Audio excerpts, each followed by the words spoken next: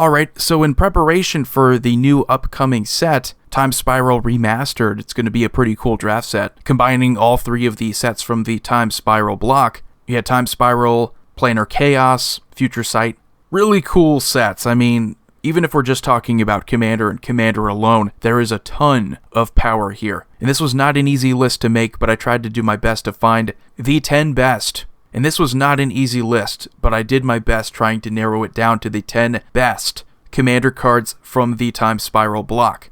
Number 10 here is Sliver Legion. As always, if you enjoy these videos, hit the subscribe button, like, comment, share. Sliver Legion is just insanely powerful. It's expensive because it hasn't been reprinted before, but it looks like it'll probably be reprinted in this upcoming draft set, so that's pretty cool, and it needed a reprint badly. So it's very much a Sliver-only coat of arms, which is ridiculous in addition to all the other good keywords that Slivers tend to give other Slivers. It's very easy to give haste, trample, flying. There's even things like shadow, death touch, vigilance. Giving all of them +1/+1 to this degree is just overkill.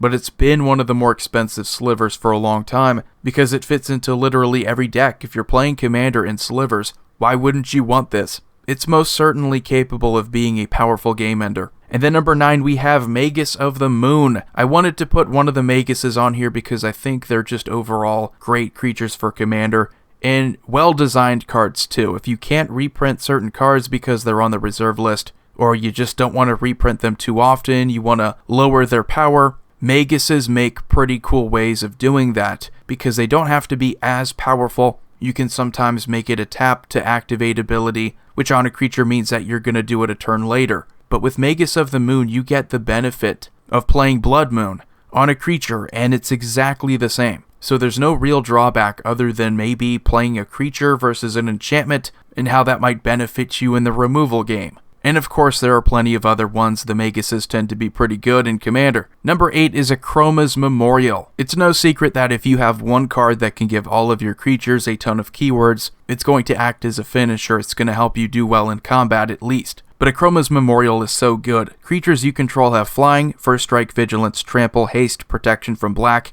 and protection from red. So those last two alone I think are pretty good. It'll help you out in combat if you don't have creatures that are capable of blocking yours. It just makes all of your creatures a Chromas. It's a 7 mana artifact, but I think it's well worth it. And there's a lot of keywords matters decks, so you can fully take advantage of those. Not saying you would really have to, because this gives all of your creatures those wonderful keywords. And then number 7, we have Gauntlet of Power. It enters the battlefield, you choose a color, creatures of the chosen color get +1/+1. However, whenever a basic land is tapped for mana of the chosen color, its controller adds 1 mana of that color to his or her mana pool. So while it's not one-sided like a Caged Sun, if you're playing a monocolored deck, these mana doublers are almost essential. If you can double your mana, you just make it easier for you to go off on your following turn. And while Gauntlet of Power isn't something as easy to take advantage of like Extra Planar Lens, if you're in a position to play all 3, Caged Sun, this, and Extra Planar Lens, you're probably going to do that just because doubling your mana makes it so much easier for you to combo in your combo decks, makes it so much easier for decks like Mono White to compete. So a myriad of reasons why you would want these. They just overall help balance out the Commander format. They make monocolor decks a little bit more powerful. And then number 6, we have the awesome Venser Shaper Savant. Everybody knows Venser. He's one of the most hated cards in the Commander format, also capable of being a card that you combo with. If you have something like a Panharmonicon, you can keep bouncing him back to your hand while bouncing something else back. But what makes him better than a Manowar isn't just the flash. You get to return spells back to your opponent's hands.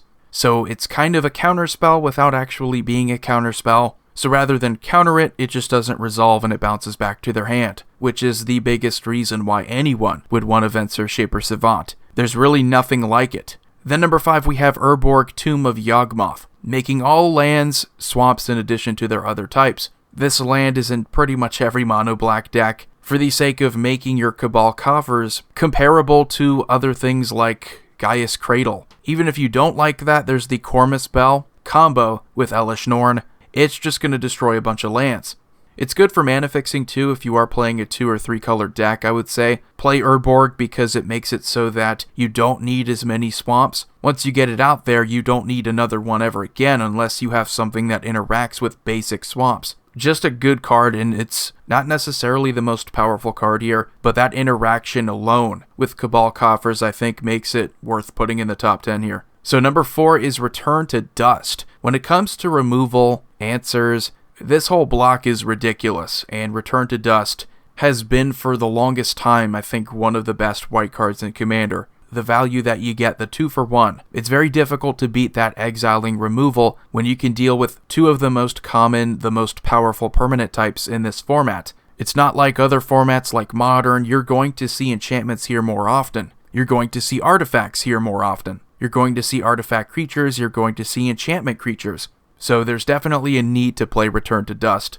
And even though there is a restriction, if you play it on your turn, you get 2 of those. It's a little inconvenient, but still, it's worth paying 4 mana on your turn to get rid of 2 different permanents. You get to exile them, and you never have to worry about them again.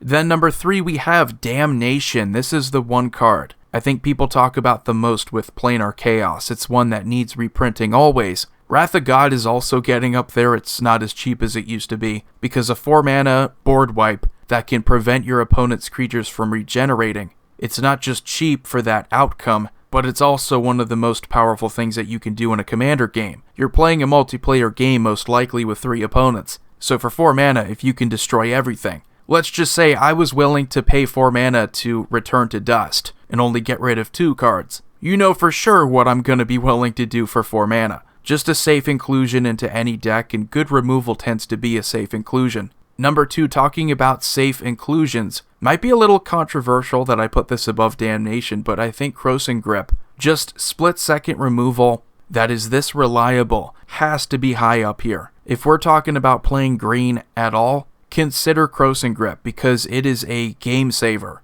So many combos can happen at instant speed, they can happen in response to a removal spell. Krosan Grip says no, throws up that Dikembe Mutombo hand and says no, not in my house. It's so brilliant too, and I wish that we saw more split second. It doesn't even have to be that overpowered. Again, if you were to make this a 3 mana instant without split second, I still think it would see some play in Commander, but the fact that you have an unanswerable answer kinda adds some tension to a game. And I know that sounds weird, but we kind of feel like as control players we have the answer to anything, but some things you shouldn't have an answer to, so you should always be playing with that in mind. It just adds another dimension to the game. Just a great card, and I think it belongs in every green deck. So before I go on to number 1, let's talk about some honorable mentions. And believe me, there's no shortage of them. We have the lovely Safi Eric's Daughter, great card to combo with. Overall, just a pretty good Commander option too. We have Scion of the Dragon for the longest time, I think before the actual Dragon. Scion was the go-to dragon commander because you kind of had a Frankenstein dragon. You could kind of make him whatever dragon you wanted to, but it wasn't very efficient. We have a good card here in Pongify. This is a great block for removal, and Pongify is one of those go-to removal spells in blue. We have Norin the Wary if you're a big fan of commander options that are a little obscure. They're kind of hard to understand at first, and then you're like, wow, this guy leaving and entering is so beneficial to my strategy. We have Magus of the Candelabra, Magus of the Coffers, Magus of the Vineyard, just some other really good Maguses. And we have my personal favorite commander option from this whole set, Karavek the Merciless. Very expensive, kind of inefficient, but that ability can get out of hand if you have any way of manipulating your opponents, making them cast more spells than they want to. So number 1, I have Pact of Negation. And these Pact cards I think are good, and maybe I could fit another one on here. But Pact of Negation, without a doubt, if you're talking about making your deck more competitive, having a 0-cost counterspell is about as competitive as it gets. Yes, you do have to pay mana after the fact, but when you need an immediate answer, you should be willing to do that. That can save your game. For a similar reason why you need the best answers with something like Krosan Grip, the quicker your opponents can get to their combos, the more likely you are going to need a very efficient counterspell. And it doesn't get much more efficient than 0. So anyway, let me know what you think about the top 10 here for the best cards in the Time Spiral block. Very good sets here. I mean, all 3 of them. It's no surprise why we have this draft set coming out, because it's just solid. You get good removal, you get good keywords, good abilities. This is going to be pretty cool. As always, like, comment, subscribe, hit the notification bell so you don't miss any future videos. Void here signing off. Have a wonderful day.